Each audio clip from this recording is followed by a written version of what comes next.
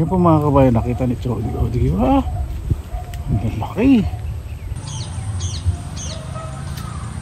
Magandang araw po mga kababayan. Welcome po sa Pinilakan Lakbay. Ayan, napakaganda po ng panahon.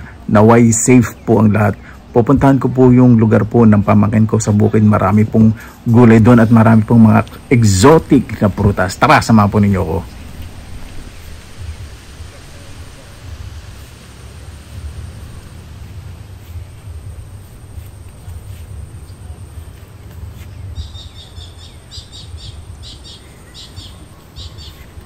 Ayan po kapatid ko saka si Chody. Hilig po sa mga halaman, sa mga bonsai. Ganda ng mga bonsai dito ng pamangkin ko.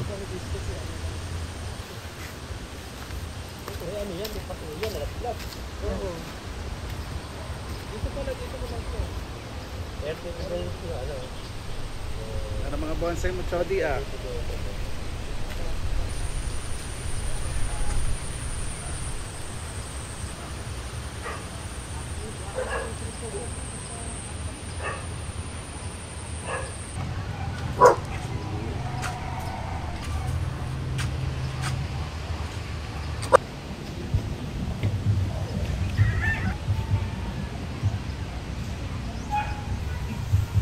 Ayan po, dito po kami sa may taniman ng kamote.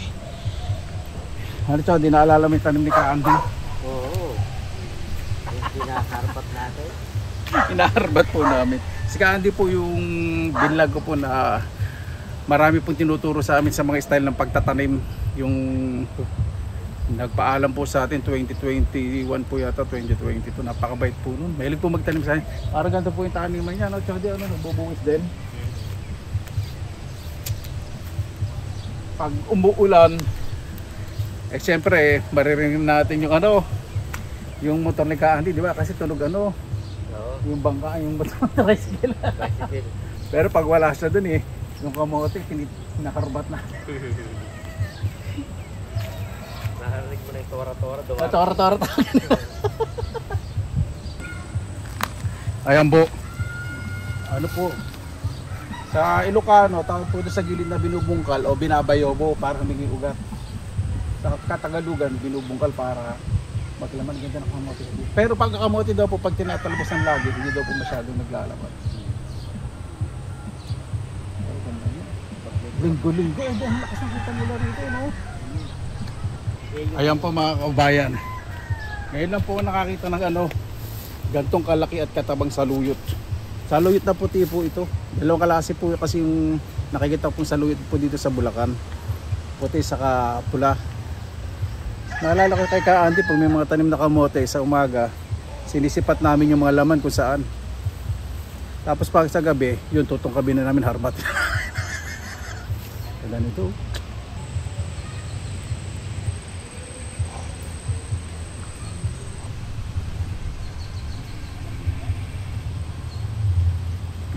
Dito po sa amin may mga wild po talaga na mga fruits. Ito kinakain ko po.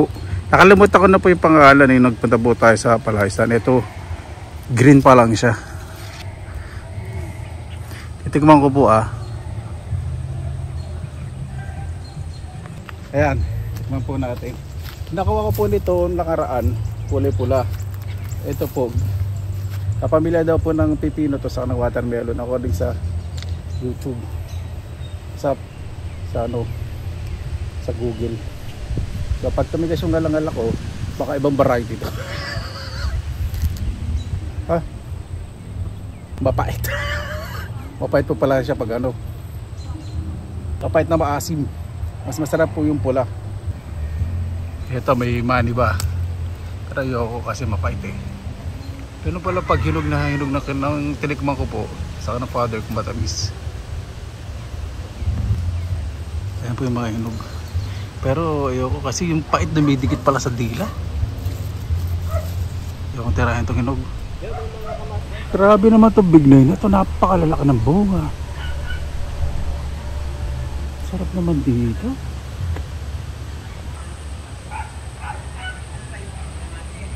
Ayan, titignan po natin. Tawag daw po dito bignay kalabaw kasi malalaki. Bignay kalabaw yan. Tapos ang kukuha kabayo. Yan ang alap ko sa hinog yan. Ayan po, ayan, ayan.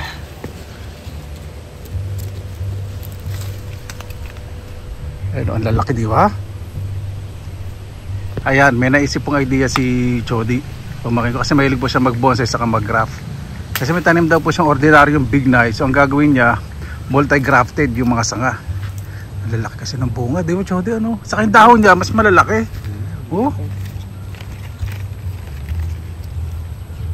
Ayan po, ang lalaki ng bunga. Ayan oh. First time ko po nakakita ng bignay na ganito kalaki po bunga. Ano ko po kasi hindi ganito kalaki. Ayan po mga kabayan, nakita ni Chody. O di ba? Ang lalaki.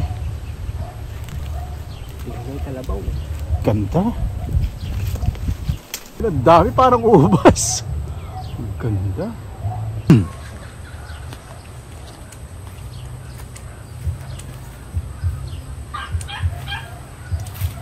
Ayan po mga kabayan. Kasi yung tanim kong bignay, malilit lang po. Ito talaga napakalaki. Ayan o. Bignay kalabaw daw po ang tawag dito. Nakikita ko po sa inyo na talagang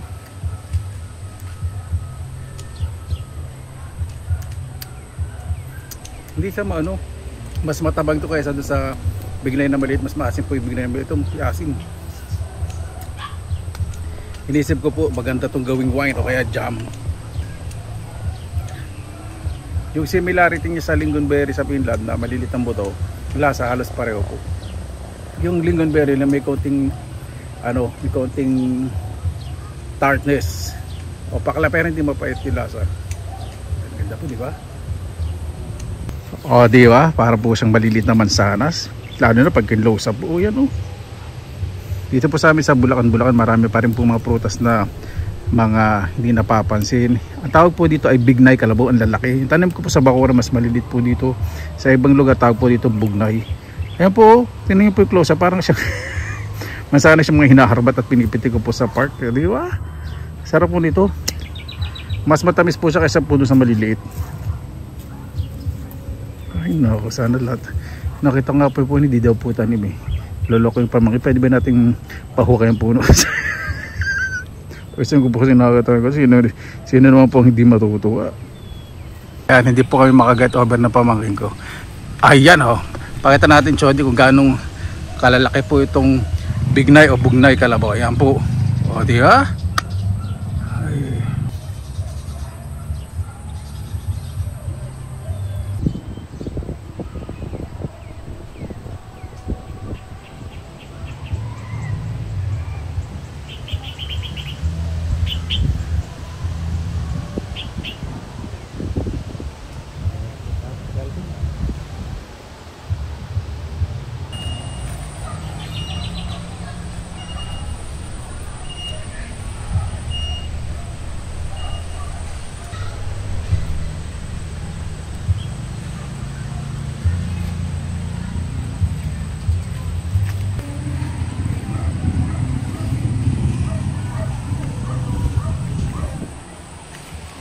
Ayan, tara Chody. Titigim lang po kami dito ng kamatis. Baka naman may spray to, hindi yun. Tinanong ba kung may spray? Wala naman. Hindi, napunga nga siya kanina. Hindi, malalaman po natin kapag umalas na yung isaw pag gusto. Talong po. Ito po yung nagdadala kami ng asin. Talaga sa tanim ni Ka, hindi na kami si Ka Andy, no? Tapos sasaw po namin itong kamatis. Sarap!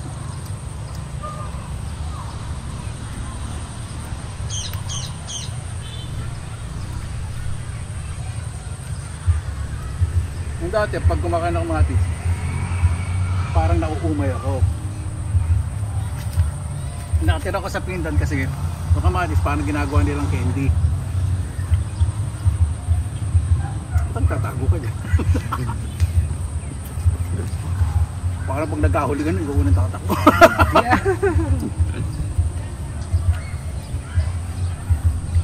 Yung mga nagdadaan, tumitingin po.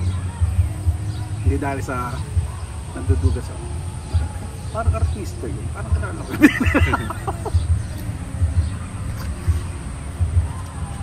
Kami. Pag kumain ka ng bigla, ito kayo. Sarap na sa bagoong. Alamang.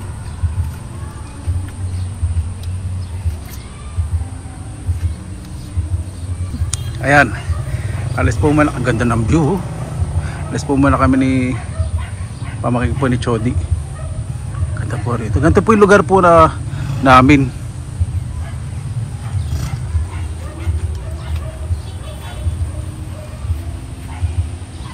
Nung maliit po ako, ganito po yung binubuwisan po ni Kaandi ng mga taniman. Ganda po yung lugar po namin. Marami puno ng mangga doon. Paghapon nagkikwentuhan kami. Pag ginutom, mga harbat po na gulay, prutas. Ay, nakakamiss. So, pwede lang ibalik. Kaya po mga kababayan, yung mga nasa gitna po niyan, tayo po ng kalabaw, hindi po mabaho. Yan siya yung damo na nabubulo kasi lang naman pa kinakain ng kalabaw eh. Tapos, nung maliit kami, ginagawa natin dyan, yung mga tuyo. Katol. Ay, naku. Pinapatuyuan po namin. Tapos sinaluan namin ng balat ng nyog na tuyo. Tapos nilalagay po namin sa silong ng bahay. Ginagawa po namin katol. Yan po yung substitute. Wala pong amoy po yun syempre.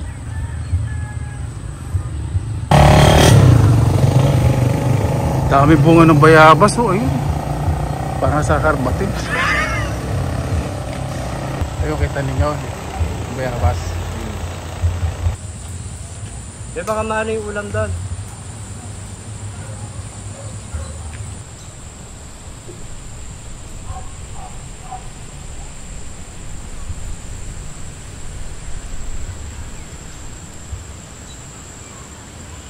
Paano po? Maraming salamat na naman po sa inyong oras na inilaan sa Pinilakan Lakbay. Basta lagi po tayong positive vibes, good vibes. God bless, ingat po lagi, magandang araw. Laban lang!